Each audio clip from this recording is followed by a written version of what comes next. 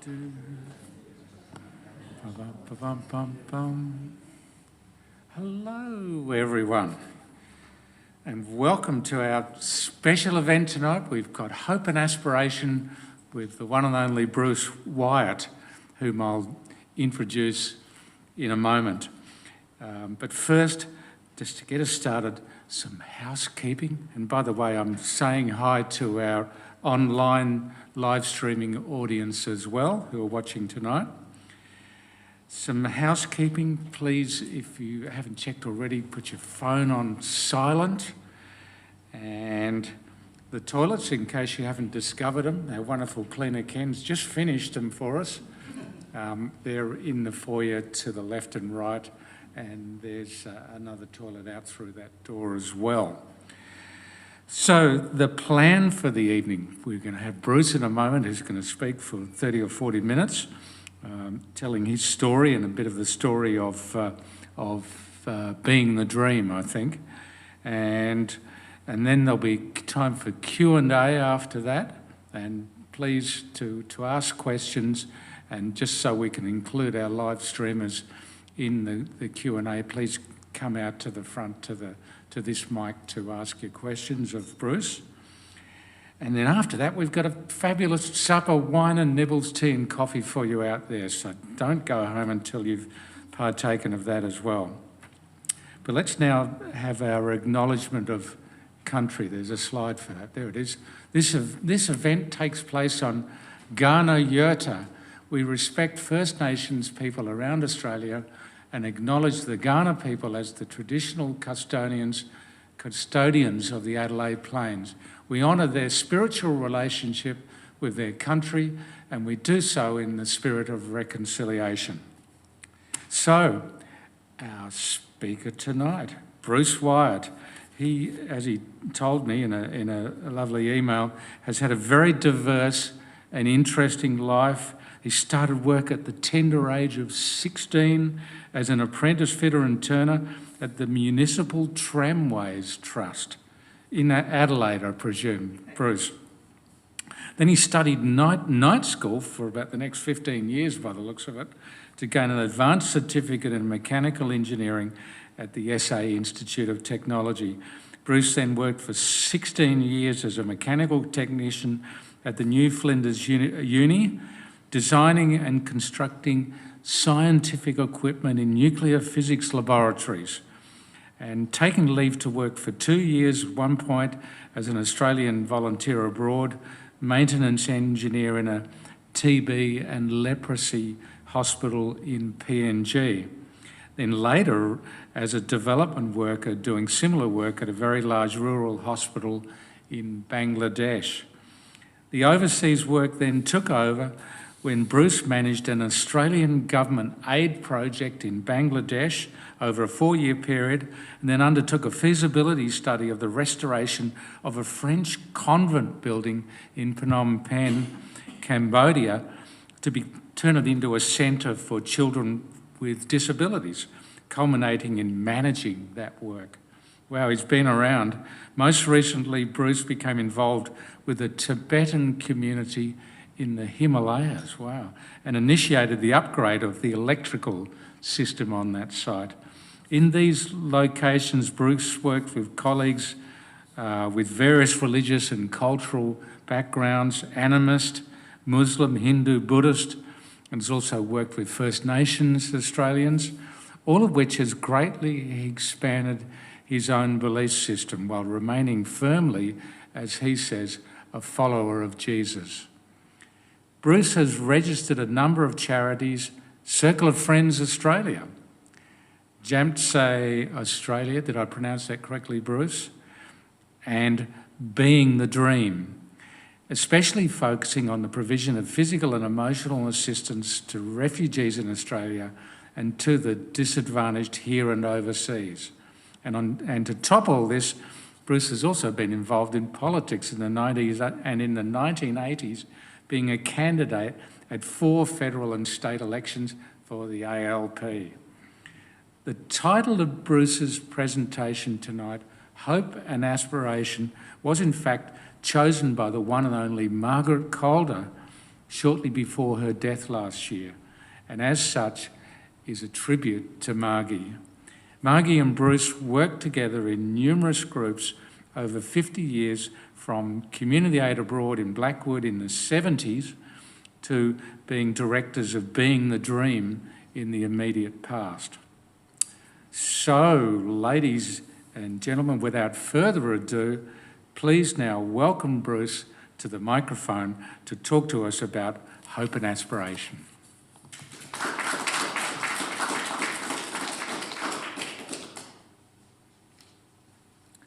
Thank you so much, Fergus, for your introduction, and to everybody here for your welcome to me, and thank you for coming to hear what I want to say. It's lovely to see you all, and I want to thank the Effective Living Centre for inviting me to this discussion, and to you all for coming and entering into it. When Judy Barry phoned me in early December and told me that Margaret Calder had indicated not long before her death that she wanted the Effective Living Centre to discuss hope and aspiration, I thought, that's interesting. Then Judy told me that Margaret wanted me to give the address, and I was stunned and honoured at the same time. For this is the first time that I've ever been asked to make a speech.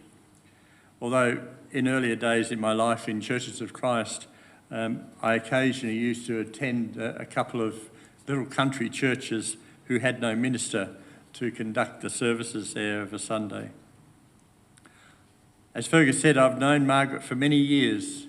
In my 20s, Margaret and I were members of the Blackwood Hills Community Aid Abroad group. When Margaret passed away, she was director of the charity Being the Dream, which my wife Tony and I founded. Between those two extremes in time, we've shared in many other groups. So as much as anything, tonight is a tribute to Margaret Calder, dearly loved by us all.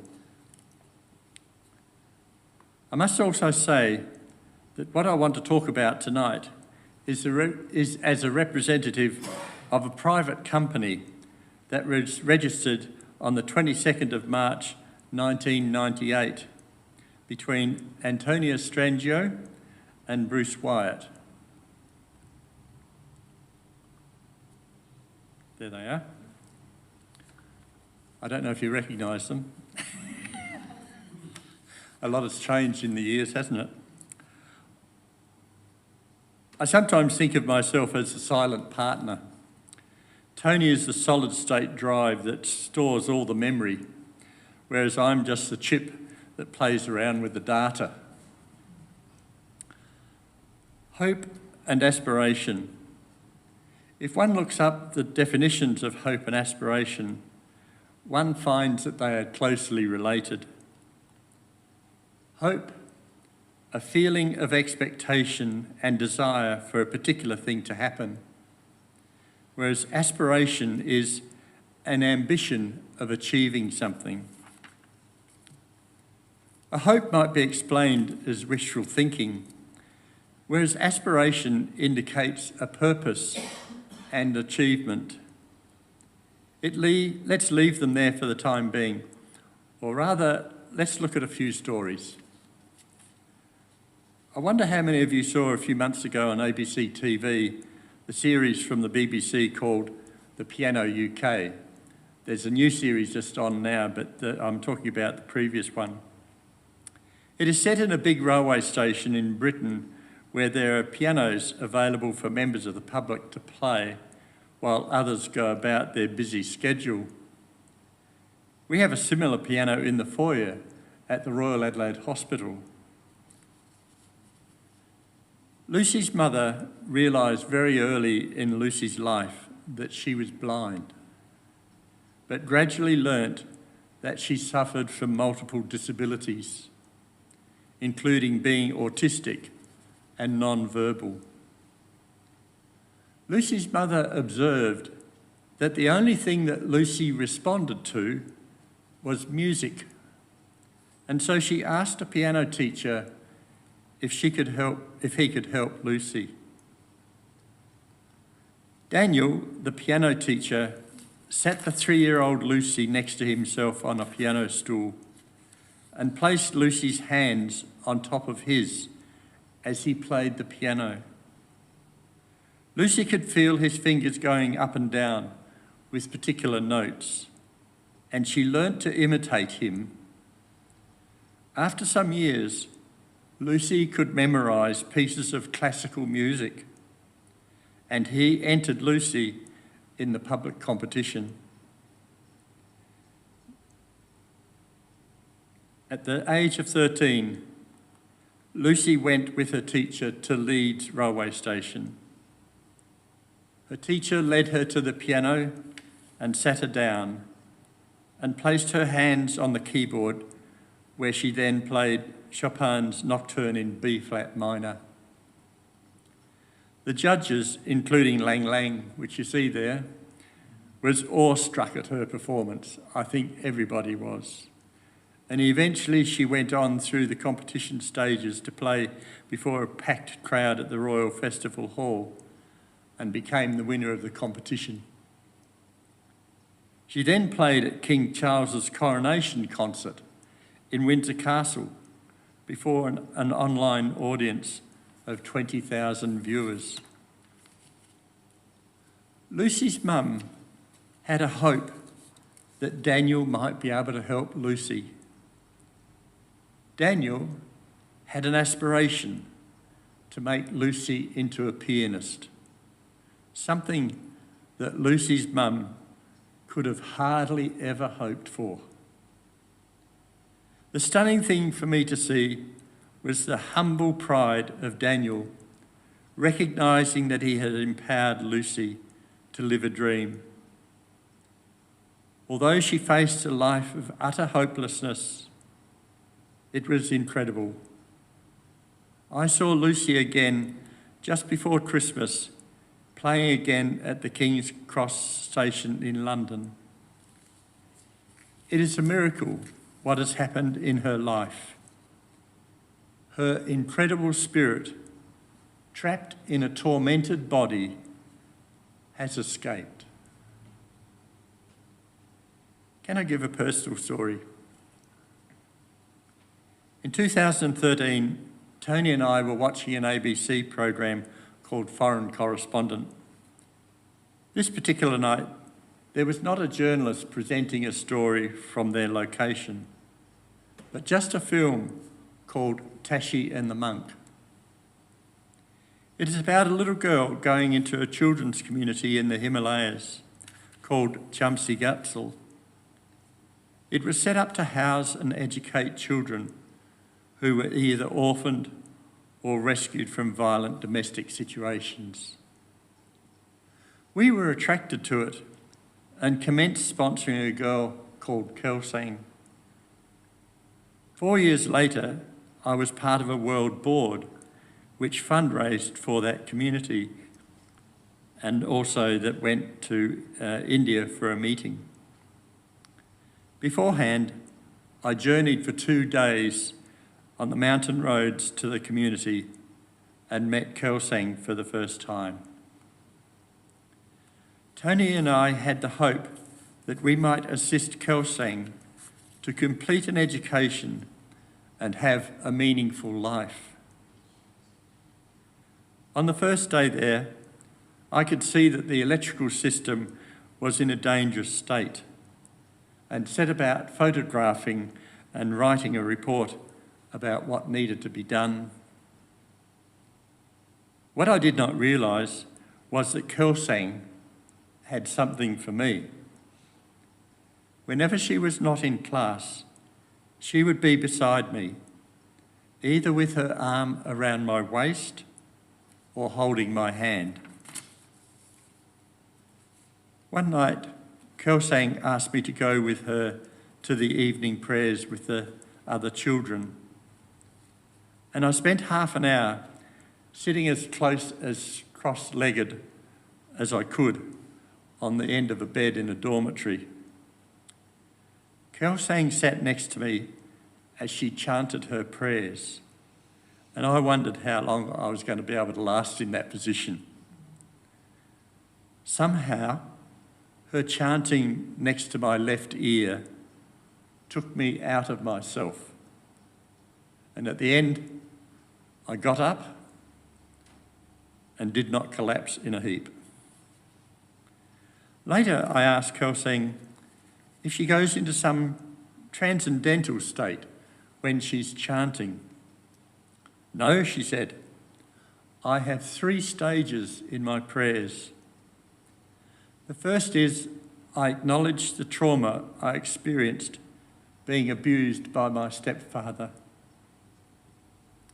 In the second stage, I contemplate that love can heal me. And in the third stage, I can see and feel the pain of the kids around me. For a 17-year-old, I thought that was an amazing statement. Her teachers say that she is a very special young woman who is constantly mothering the little ones. She is shy, reserved, calm, has a beautiful deep voice, few in words but generous in spirit, gentle, affectionate and tender. On the last day I was sitting there on a lounge settee in the office typing my report, Kelsang asked if she could come in and tell me her story. She did, and we hugged and cried for a while. Then she got up and knelt on the floor in front of me, got out this woven wristband which she had made and tied it around my wrist. She then looked up at me and said, I want you to be my dad. When I came home, I was an emotional mess. Just asked Tony, who'd suggested that I needed to go to see somebody, a niece in fact, who practices complementary medicine. I told her what had happened, and she said an interesting thing that made a lot of sense. She told me that crying is okay, as it rids me of my childhood pain and makes room for love to come in. But I did not think that I had had any way suffered in my childhood. But I did realise that our family was not a hugging family. In those days, children were meant to be seen and not heard. And I do not ever remember being hugged.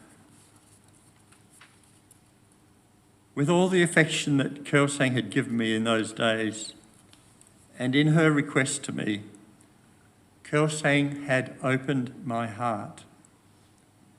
Somehow, she also knew that I had longed in my childhood and teen years for affection. But as well as giving me that love and care, she gave me the gift of feeling others' pain. That gift drives me now in my work with refugees and with young disadvantaged women needing skills and education to live their dream for a career. Kelsang did well in her studies and went to Delhi to university. But after a short time, the community told her that it would no longer support her. She wrote to me saying that she would have to give up her studies, go back to her village and help her mum as a subsistence farmer. We told her that we could not let that happen, that we would provide for all her expenses so that she could complete her studies. After 5 years at university, she graduated with a double degree in law and politics. She's now been practicing as a human rights lawyer in Delhi and has been offered a place in an examination to become a judge in India. She's 26 years old. So with our hope and Kelsang's aspiration, she is writing an amazing story. 5 other of Kelsang's contemporaries at the community found themselves in the same circumstances as Kelsang, and they asked us if we could help them as well. How could we say no? So Being the Dream charity was born with Margaret Calder as one of our directors. That was 2 stories of hope and aspiration. Hope seems to be of critical importance in life. What must it be like to live without hope? Not expecting any positivity, experiencing any positivity, vacant of any emotion other than suicide. I care for a few refugee families, and I've seen the difference in their lives when they can gain hope, the very first step. I think of one young woman, married at 16, mother at 17, the 6th child at 27, wife of a violent husband who is now on an attempted murder charge. Her children showing her no respect, imitating their father. She wanted me to get her back to Afghanistan because, as she knew that when she arrived, she would be killed and her life of misery would be at an end. How and why should we give hope? I'm reminded of a reading at church we had in the middle of last year when James and John made a request of Jesus that when he came into his glory, they would be able to sit next to him, one on the right and the other on the left. Jesus responded, "Whoever wants to be great must be servant of all." Greatness? Servant? Not the smartest, not the one with the most money, not the one with influence, not the one with most charisma, but the one with the lowest role and rank, a servant. A servant? Not to some rich household, nor to a family or friend, not to a benevolent employer or charity, but to all. To all? Not only those who are compliant, thankful, and easy to work with, but also those who are grumpy, the downcast, the mentally troubled, the desperate, even the ungrateful. What a paradox that is. It means that greatness comes from opening one's heart and becoming very vulnerable.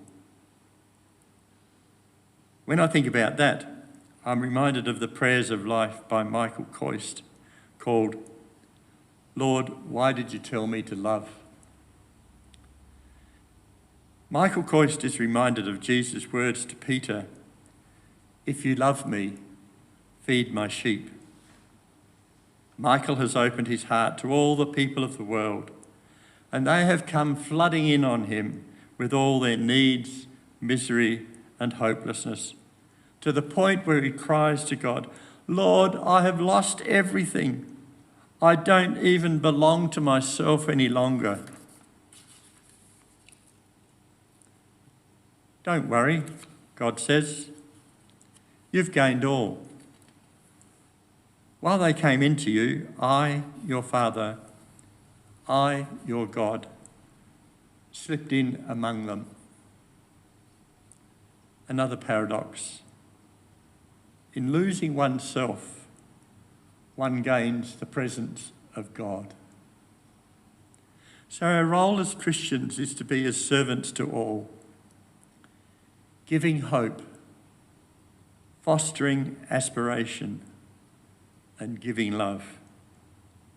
For that, we need sustenance, strength, and faith.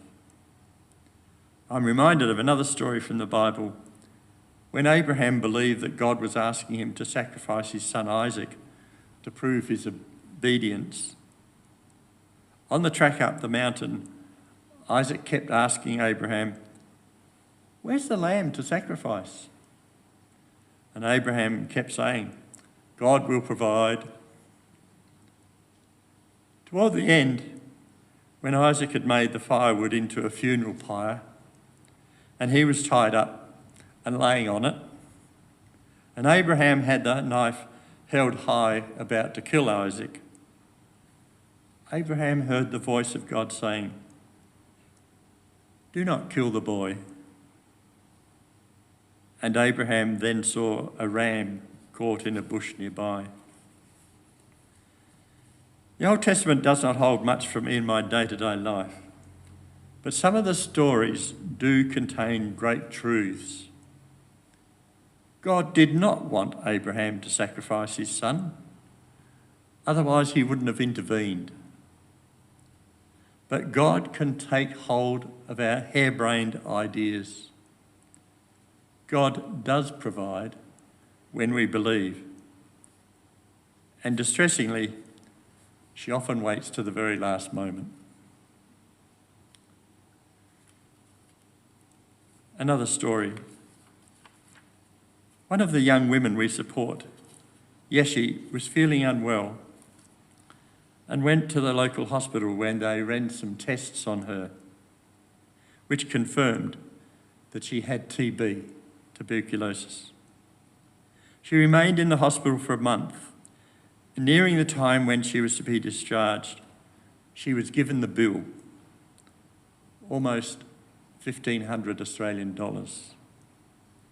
She asked if we could pay that for her, but we were a new charity at the time, having little money. As the time grew closer to her discharge, she pleaded that she had no money, and I had to tell her that we didn't have money as well. And I was feeling desperate for Yeshi. The day before she was to be discharged, a friend phoned and said he's just sold his house and was putting $5,000 into the Being a Dream bank account. Tony tells me it was 10,000. I'm only the treasurer. I had that vision of Abraham holding the knife high, and I heard a voice say, "I will provide." And I transferred the funds for Yeshi, and she continues now in her treatment.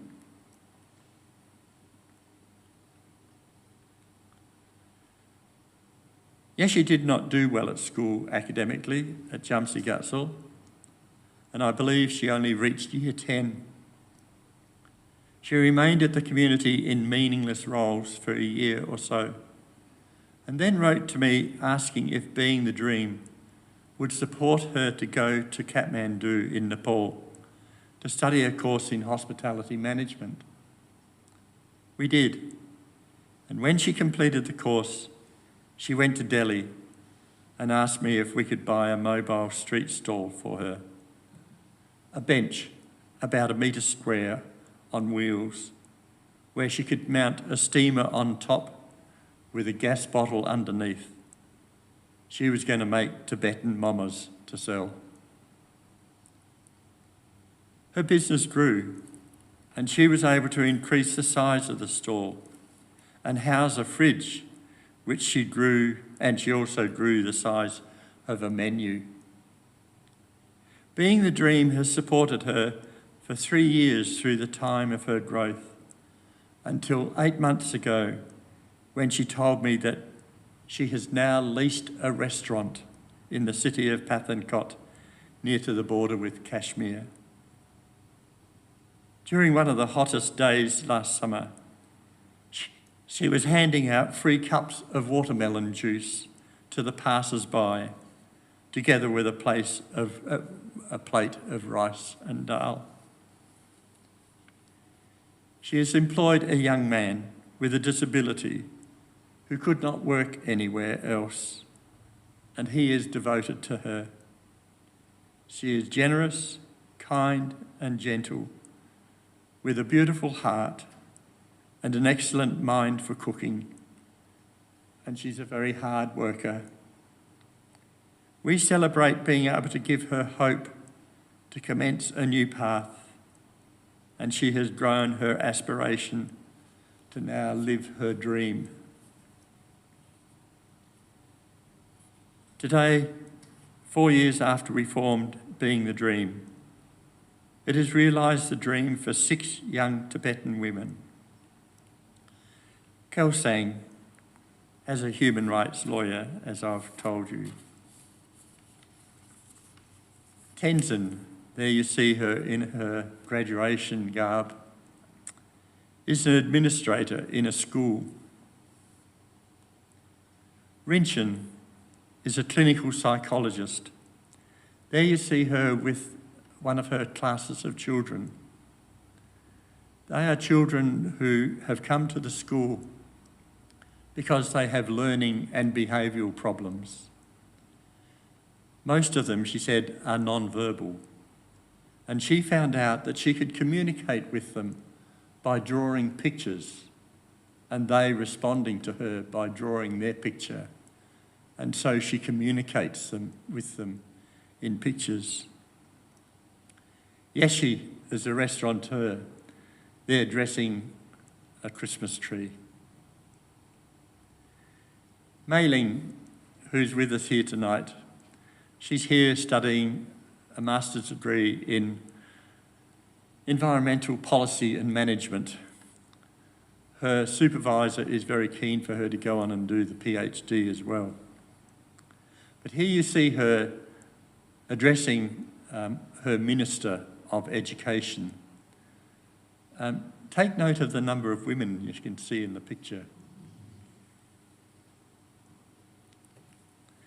Tashi is now a teacher at the same school as Tenzin. Others, including Tenzin, this is another Tenzin, is training as a phlebotomist. You know a phlebotomist? They're the people who do your blood tests and such like. And she's almost finished her training. And another Yeshi who is studying to be an English teacher. Here in Adelaide, our first young Afghan refugee woman was, a few weeks ago, admitted to the bar of the South Australian Supreme Court.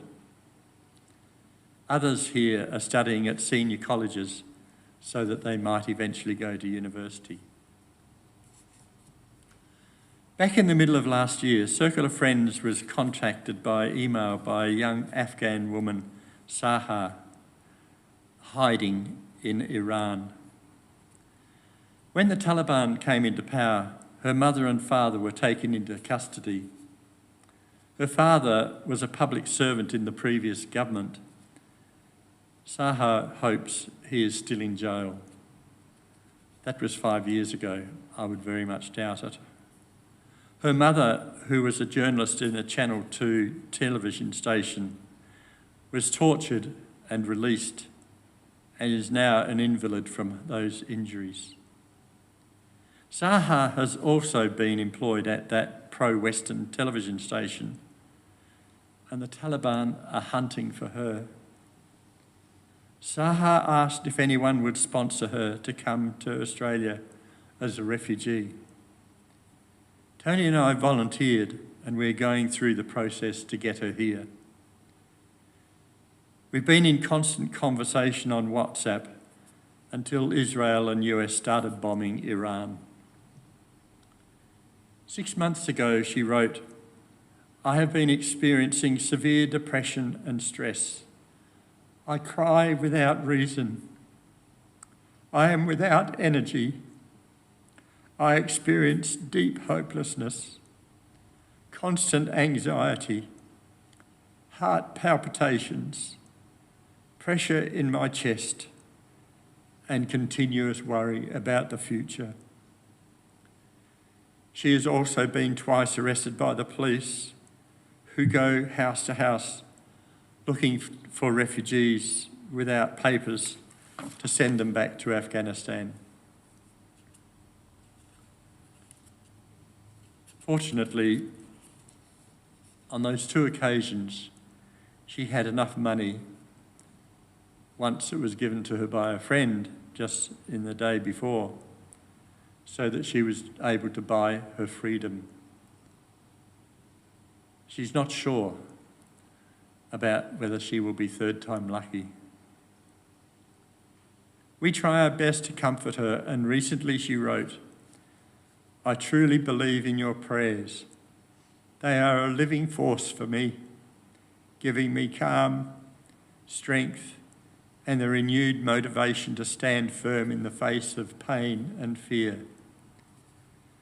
Knowing that kind hearts are beating for me on the other side of the world lifts me out of loneliness."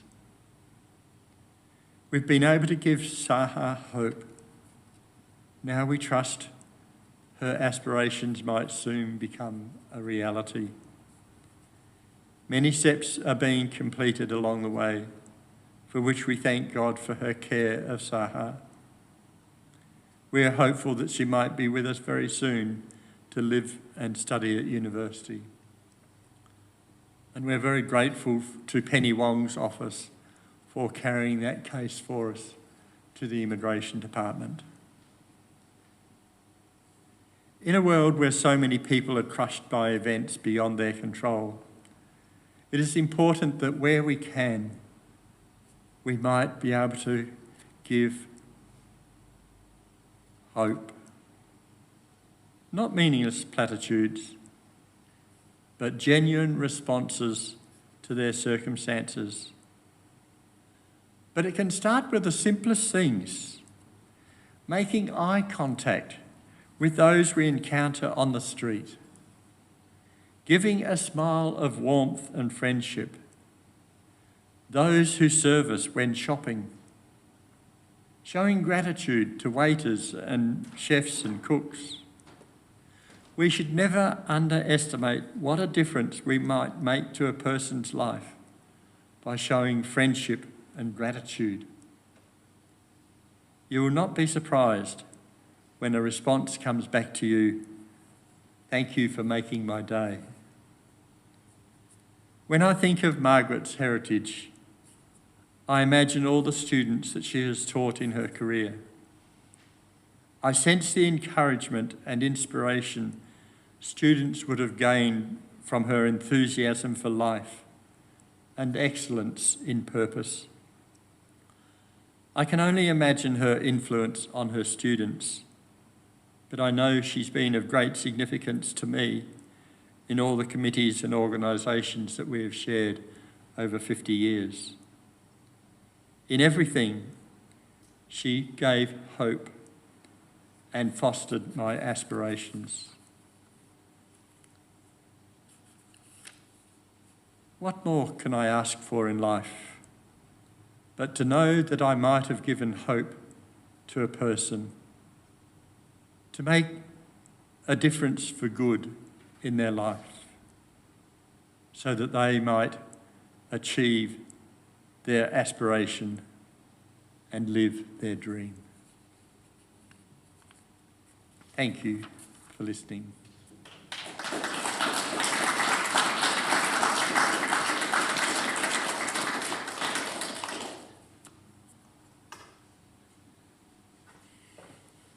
Wow, that was wonderful, ladies and gentlemen, and very moving. What a great stories. Now, I bet you there's some questions out there, so if you want to ask Bruce a question, please come forward to the microphone and then, but you stay there so you can answer them. So, questions for Bruce?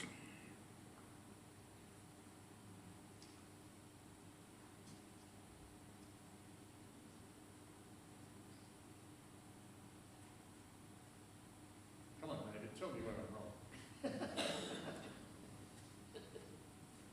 Thank you very much, Ruth. That was Thank you, Justin. very enlightening.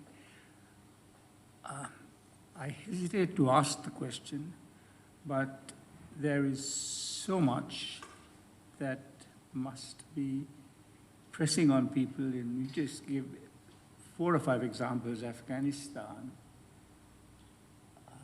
I sometimes struggle to see how one puts this into the context of our belief in a loving God. Have you any thoughts on that?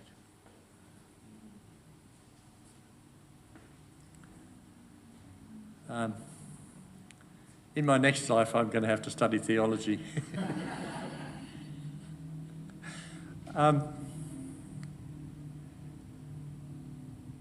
It makes you wonder, doesn't it?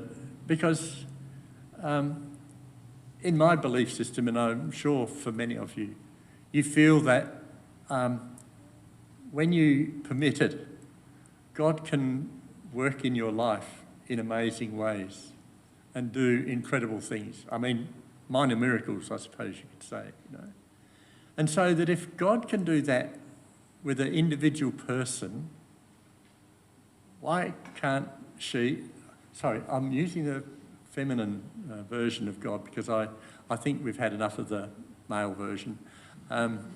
My God is a gentle woman, not a fearsome male. Why can't she, you know, do things for the rest of the world? And yet there's this dynamic of personal choice that each of us has the potential to be able to choose what kind of path we would lead, what kind of direction we will go, how we will implement what we want to do. Some for good, others for evil. And we can only... doesn't take us long to think of some of the dreadful things that are happening in the world because of the evil intent of those people who are managing those events. And so one wonders, you know, when is God going to come down with a lightning bolt and, you know, vanquish them off the face of the earth? And I think perhaps that's our challenge, that we have to try and show a better way. You know, that God is not going to intervene in those kind of ways that we might want to wish for almost, but that we have within us an understanding of the power of God, the power of love, the power of forgiveness, etc., that we can show as much as we can a better way. I mean, in the circumstances that Australia finds itself in at the moment, with all the racism that is happening, all the victimisation of various ethnic groups by politicians even, you know, we have a role to play to show there is a better way. I don't know if that answers the question, but... I agree with all you say, that if you look at the big picture, sometimes it's difficult to understand. That's why I was asking. Thank you. Great answer. I don't think you need to study theology. I think you've nailed it already. Now, another question. Please come forward.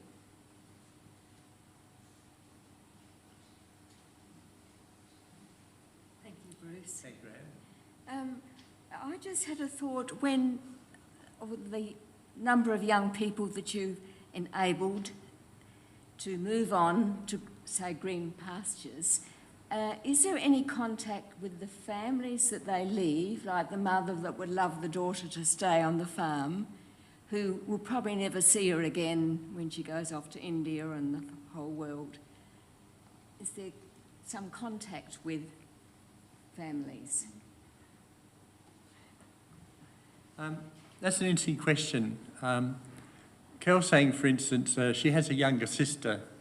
Her stepfather is not in the scene or on the scene any longer. And so she does go back to see her mother and younger sister from time to time. And I've got some beautiful photographs of Kelsang with her sister. But the important thing is that she's sending money to her mother to help her survive and put her younger sister through her education. So yes, there is contact. That's a lovely side, but there are bad sides also. Yeshi, for instance, the one who's got the restaurant now, she was surprised one day when the police came to her door with her father. And the police said that the father was making an accusation that she had gained all this money by stealing it from him, that to get her through her education. And she said to me, she wrote to me and said, look, can you itemise every time when you've sent me money for my rental and for the semester fees, etc. And so I itemised them all with the dates. And the police took it away and they saw that that was exactly the times when she had received money. And it wasn't from her father, it was from Australia. And so the police said to her, look, just give him 70,000 rupees and we'll tell him don't ever come back again. So she is estranged from all her family. And she writes to me and says that she has got nobody else in the world other than us, And that's an awesome responsibility, I think. But it shows the dynamic of what can happen to a person who is completely isolated, and yet she can live a meaningful life and enjoy it and feel as though she's been successful in life. And she's showing, in the way she deals with people, her generosity and love and care for everybody.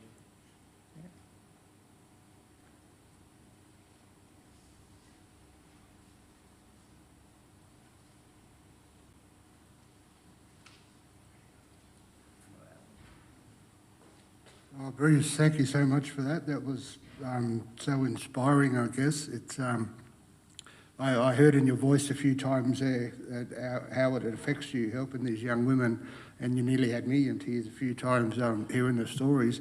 But I was wondering the countries that these young women come from, India, Iran, Afghanistan, have troubles there, wars and such.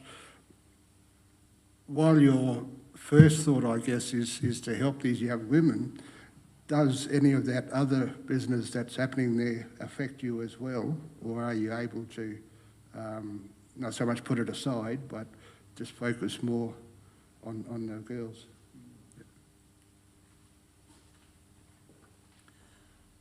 Yes, that's interesting.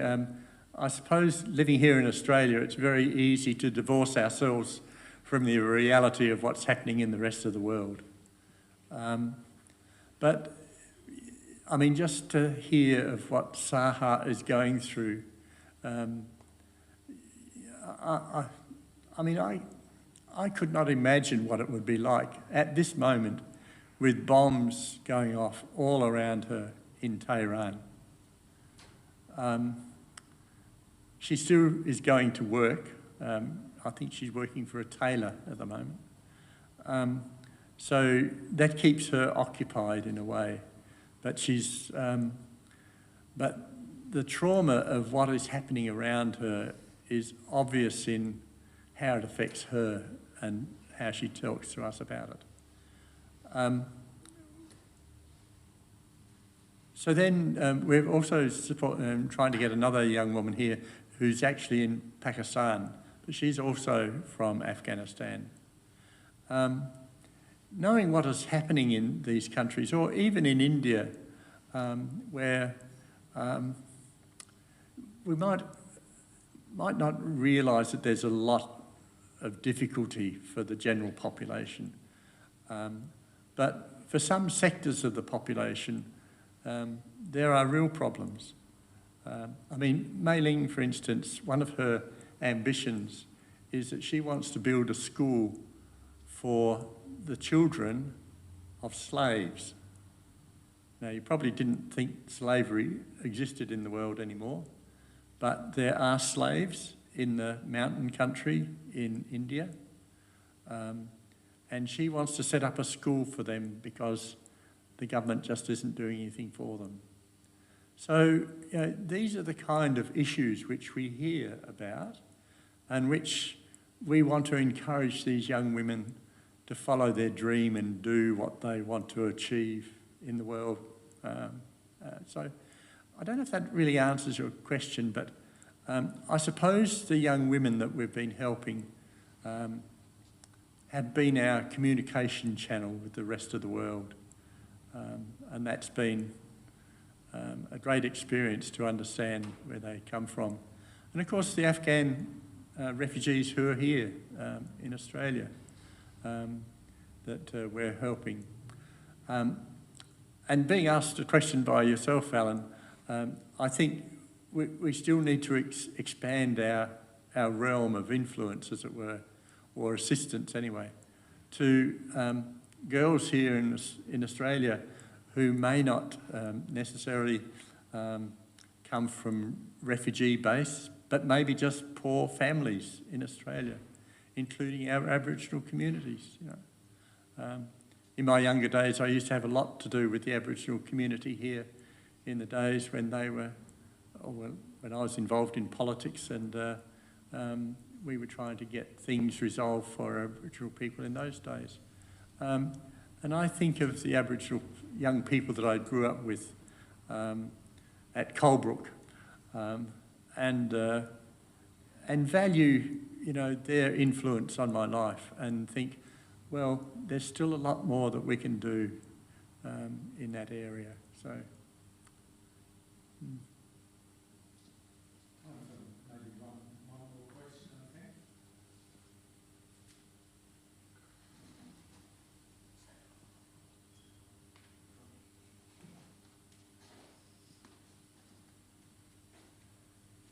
I'm glad to hear that.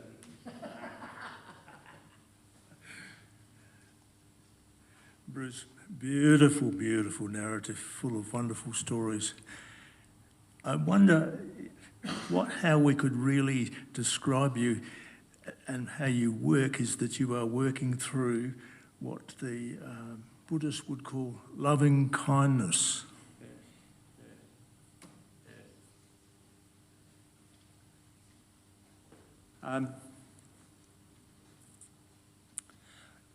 In what Fergus introduced, when he was introducing me, he was talking about the experience that I've had living with so many different types of religious lines of thought. I've lived amongst, you know, Hindu, Buddhist, Muslim people, animists, headhunters, etc. And from each of those circumstances, they've had a wonderful influence on my life. I suppose because I was living and working in a voluntary capacity, like with Australian volunteers abroad and things like that. We were virtually living at the same level as the local staff, you know, in their kind of housing and such like, and we were on an equal basis with them.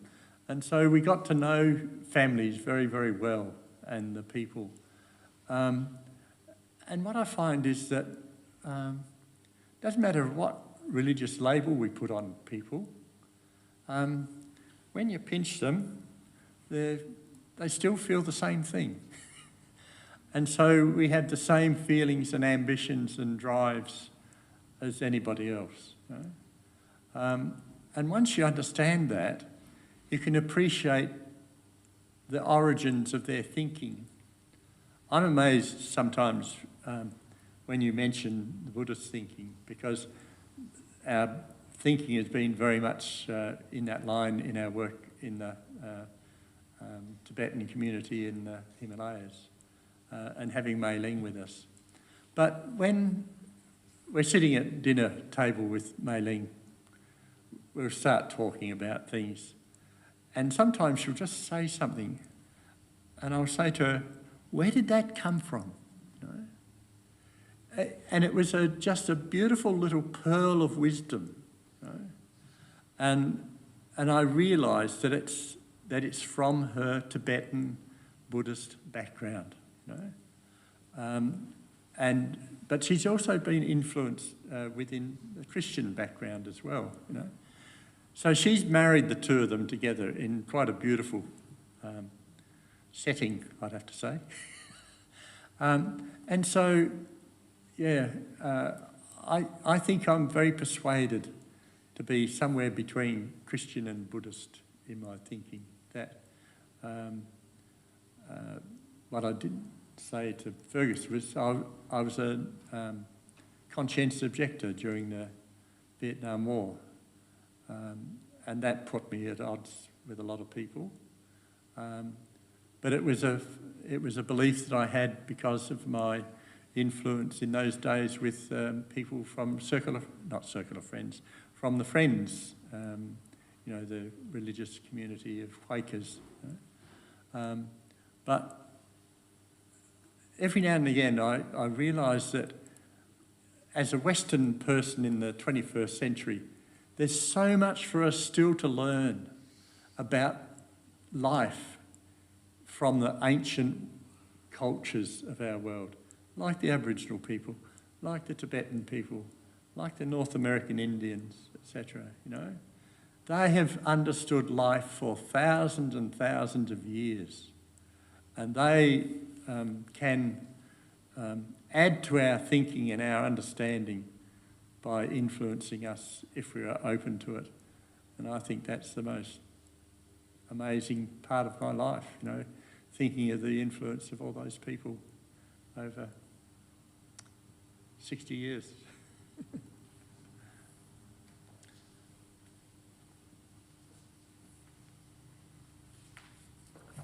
Well, wonderful. Thank you so much, Bruce. And there'll be an opportunity over supper, wine and nibbles in a moment for you to talk to Bruce directly. Very moving and inspirational, and yes, a follower of Jesus, if there ever was one. And a wonderful tribute to Margaret as well. You said of Margaret, enthusiasm for life, excellence in purpose.